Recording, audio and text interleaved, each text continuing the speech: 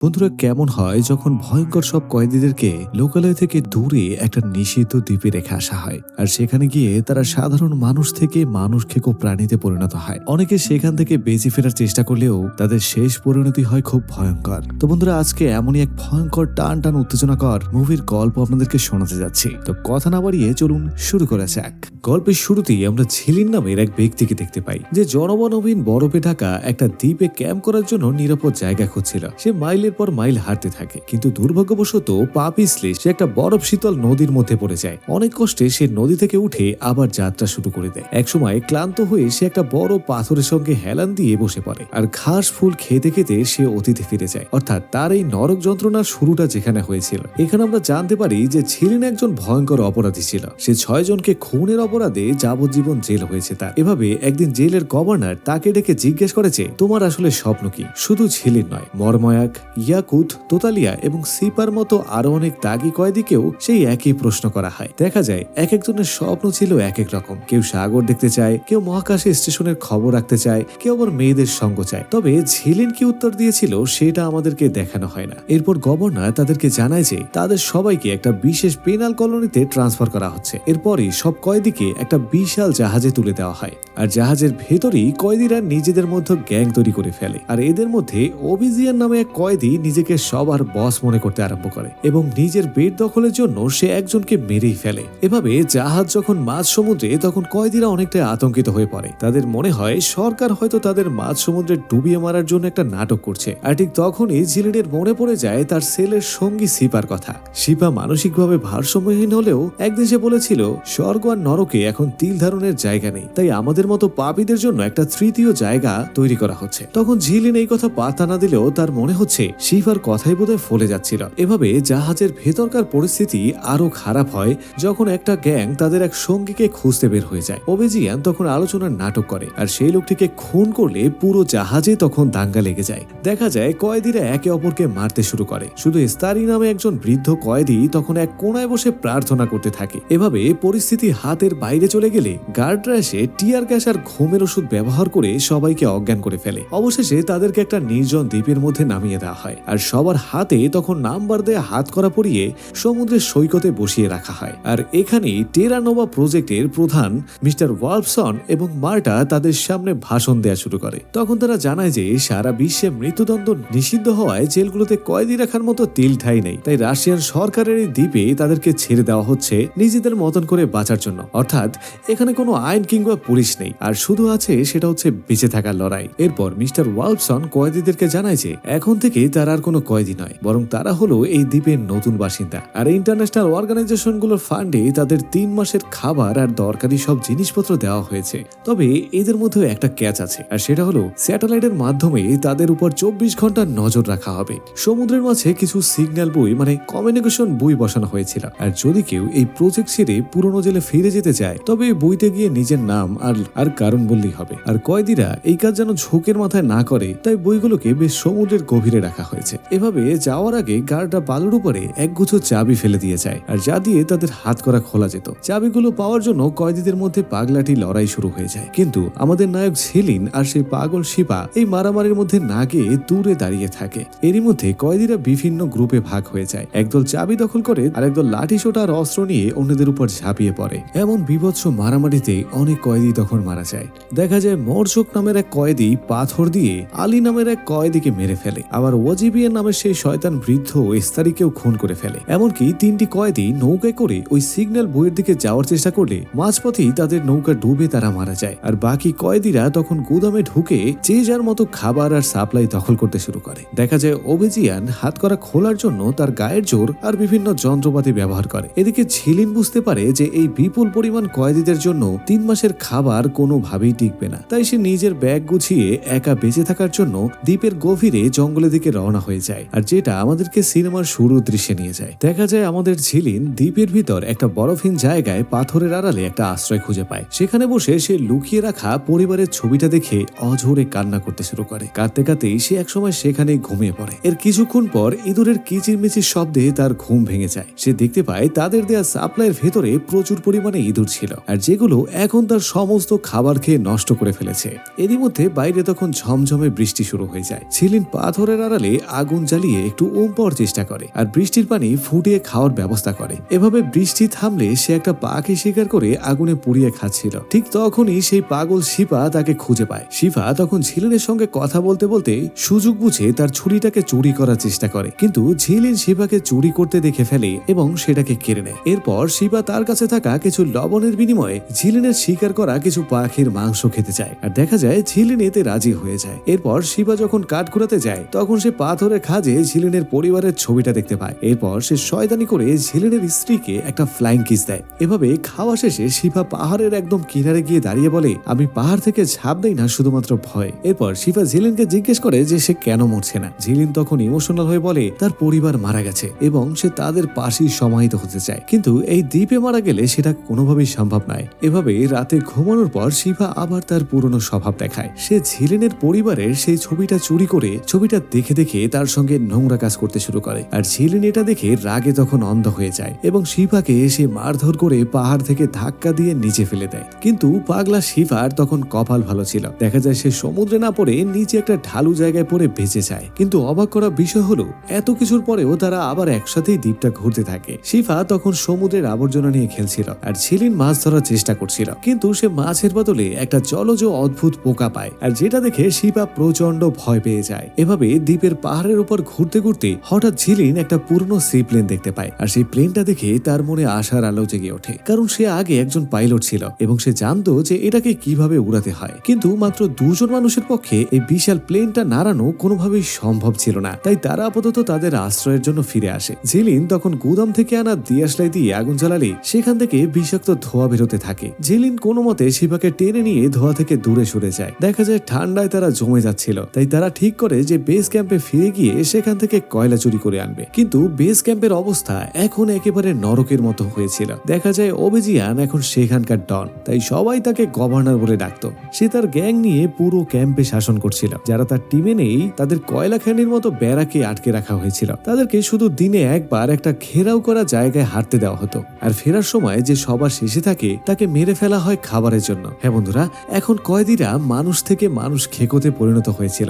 এভাবে ঝিলিন আর সিফা কোনো মতে ক্যাম্পের কয়লা রাখার জায়গার কাছে পৌঁছে যায়। ঠান্ডায় জমে যাওয়া শরীর একটু গরম করতে তারা নিভে যাওয়া আগুনের পাশে শুয়ে ঘুমিয়ে পড়ে। কিন্তু হঠাৎ সিফা শুনতে পায় যে অভিজিয়ানের গ্যাং আসছে এবং তাদের নতুন এক শিকারকে রোস্ট করে খাওয়ার জন্য। সিফা তখন ভয়ে দৌড়ে পাথরের আড়ালে লুকিয়ে পড়লে ঝিলিন তখনও ঘুমেছিল আর সিফা তাকে বাঁচাতে ফিরে আসলেও তৎক্ষণাৎ দেরি হয়ে গিয়েছিল। দেখা যায় অভিজিয়ানের লোকেরা তাকে দেখে ফেলে এবং বন্দি করে গভর্নরের সামনে নিয়ে যায়। কিন্তু এখন দেখার বিষয় ছিল যে অভিজিয়ান তাদের সঙ্গে কি করে। দেখা যায় সাপ্লাই নিয়ে পালিয়ে যাওয়ার অপরাধে তাদের শাস্তির ব্যবস্থা হচ্ছিল। ঠিক তখনই ইয়াকুত মাঝখান থেকে বলতে শুরু করে যে ঝিলিন আর শিফা তো আমাদের বন্ধুর মতোই ছিল, কিন্তু অ্যাস্তোরেস তাকে অপমান করে থামিয়ে দেয়। ইয়াকুত রেগে গিয়ে তাকে একটা খুশি মারলে পুরো গ্যাং মিলে ইয়াকুতকে ধোলাই দিতে শুরু করে আর শেষ পর্যন্ত ইয়াকুতকেও ঝিলিন আর শিফার সঙ্গে ব্যারাকে বন্দি করে রাখা হয়। আর পরের দিন সকালে ব্যারাকে ফেরার সময় যে লোকটা সবার শেষে ছিল তাকে যখন বেঁধে ফেলা হয় তখন সে এক ঢোক পানি খেতে চায় আর দয়ালু শিফা তখন নিজের জীবনের ঝুঁকি নিয়ে তাকে এক গ্লাস পানি খাইয়ে দেয়, কিন্তু তাকে বাঁচানো যায় না। তাকে নিষ্ঠুরে জল্লাদরা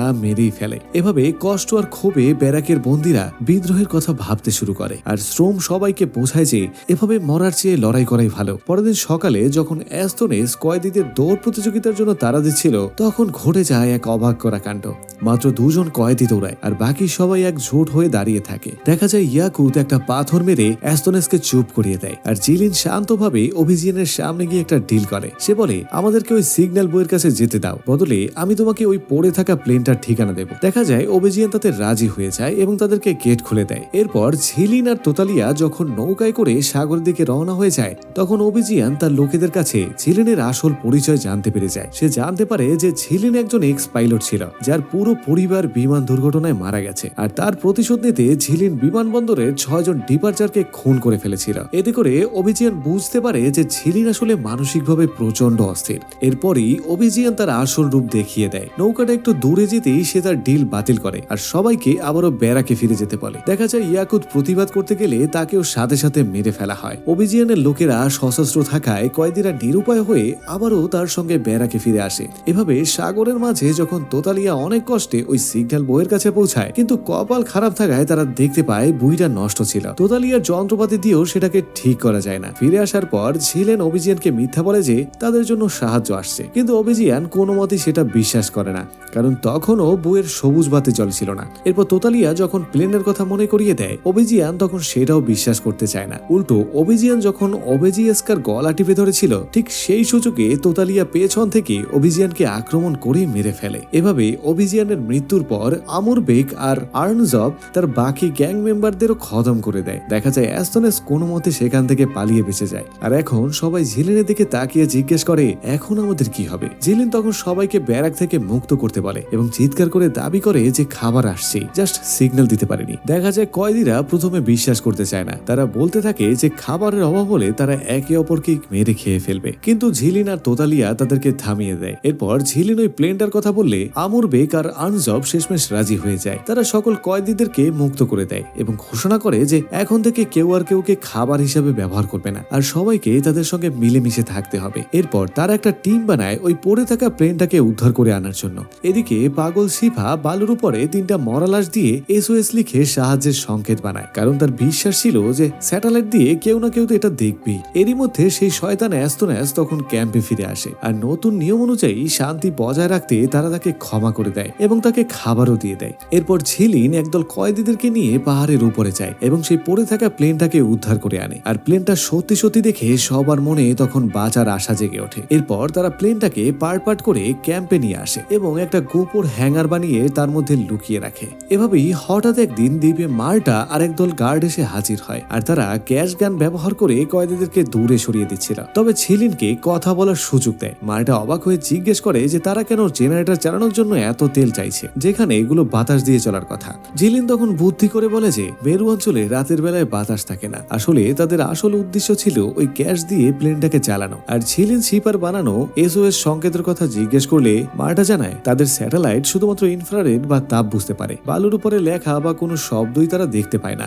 এতে করে মার্টা আরো জানতে চায় যে তারা এত মানুষ নিয়ে পাহাড়ের উপর কি করছিল। ঝিলিন আবারও তখন মিথ্যা বলে যে তারা সেখানে মাছ ধরছিল। মার্টা বিশ্বাস করতে চায় না, কারণ ওই এলাকায় কোনো মাছ ছিল না। তখন ঝিলিন বলে তারা ওই জঘন্য জলজ পোকা খেয়ে বেঁচে আছে, যেটা শুনে মার্টা তখন শিউরে ওঠে। আর মার্টা যখন জিজ্ঞেস করে যে 206 জনের মধ্যে কতজন বেঁচে আছে, তখন ঝিলিন বলে যে মাত্র 87 জন। এভাবে যাওয়ার সময় মার্টা ঝিলিনকে একটা পার্সোনাল রিকোয়েস্ট করতে বলে। সে ঝিলিনকে কিছু কাগজপত্র দিয়ে বলে যে যেন সবার জন্য সাপ্লাই ঠিক মতো পাঠানো হয়। এভাবে গার্ডরা চলে যাওয়ার পর ঝিলিন ওই গ্যাস দিয়ে প্লেনের ইঞ্জিন চেক করে দেখে এবং খুশিতে একেবারে পাগল হয়ে যায়, কারণ সেই ইঞ্জিনটা একেবারে ঠিকঠাক ভাবে কাজ করছিল। ঠিক তখনই দ্বীপে একদল নতুন আমেরিকান কয়েদি এসে নামে, আর তাদের লিডার ছিল এক বিশাল দানব মার্কা লোক। ঝিলিন বন্ধুত্বের হাত বাড়িয়ে দিলে সেই লোকটা ঝিলিনকে প্রচন্ড জোরে ঘুষি মারে, আর সাথে সাথে দুই দেশের কয়েদিদের মধ্যে শুরু হয়ে যায় এক রক্তক্ষয়ী যুদ্ধ।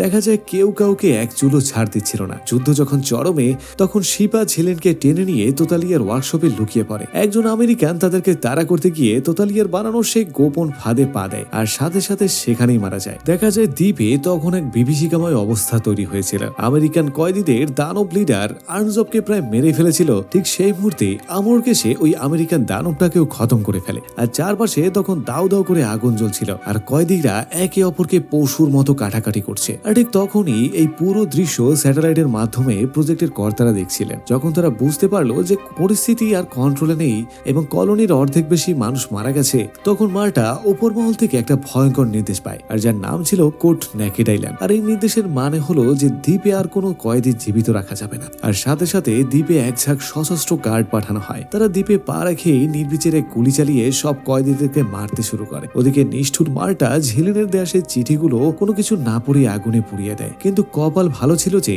আমাদের নায়ক ঝিলিন আর পাগল শিপা, আর্নজব আর তোতালিয়া আগে থেকেই পাহাড়ের সেই গোপন হ্যাঙ্গারে লুকিয়ে থাকায় তারা বেঁচেছিল। আর গার্ডদের চোখের আড়ালে তারা সবাই মিলে কষ্টে ওই মেরামত করা প্লেনটাকে ঠেলে বাইরে বের করে আনে। ঠিক যখন তারা প্লেনে ওঠার জন্য তৈরি ছিল, তখনই শিফা সবাইকে চমকে দিয়ে বলে, বিদায় বন্ধুরা। সে আর প্লেনে ওঠে না। সে এতদিনের ভয় কাটিয়ে পাহাড়ের চূড়ার দিকে দৌড়ে যায় এবং খুশিতে চিৎকার করতে করতে নীল সমুদ্রের মধ্যে ঝাঁপ দিয়ে দেয়। আর অবশেষে শিফা তার সেই ভয়কে জয় করেই ফেলে। আর বাকি থাকে 3 জন। দেখা যায় আর্নজব, তোতালিয়া প্লেনে উঠে পড়ে, আর গার্ডরা তাদেরকে দেখে ফেলে এবং প্লেন লক্ষ্য করে বৃষ্টির মতো গুলি ছুটতে থাকে। কিন্তু আমাদের ঝিলিন ছিল একজন দক্ষ পাইলট। সে সমস্ত বাধা কাটিয়ে প্লেন নিয়ে আকাশে উড়ে যায়। কিন্তু দুর্ভাগ্যবশত গার্ডদের ছোড়া গুলিতে ঝিলিনের 2 সঙ্গী আর্নজব আর তোতালিয়া প্লেনের ভেতরেই মারা যায়। তবে ঝিলিনের গায়ে একটাও গুলি লাগে না। নিজের সব বন্ধুদেরকে হারিয়ে ঝিলিন এখন আকাশের অসীম নীল দিগন্তের ডানা মেলেছে, আর তার সামনে এখন কোনো জেল নেই, কোনো দ্বীপ নেই, আছে শুধুমাত্র অপার স্বাধীনতা। আর এভাবেই শেষ হয়ে যায় মানুষের বেঁচে থাকার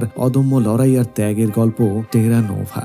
মুভিটি মুক্তি পেয়েছিল 2008 সালে এবং এটা আমার দেখা একটা one of the best prison escape movie. তো বন্ধুরা, মুভিটি কেমন লাগলো কমেন্টে লিখে জানান। ভালো লাগলে একটি লাইক দিয়ে চ্যানেলটি সাবস্ক্রাইব করুন। দেখা হচ্ছে নতুন কোনো ভিডিওতে। ততক্ষণ পর্যন্ত ভালো থাকুন, সুস্থ থাকুন। আল্লাহ হাফেজ।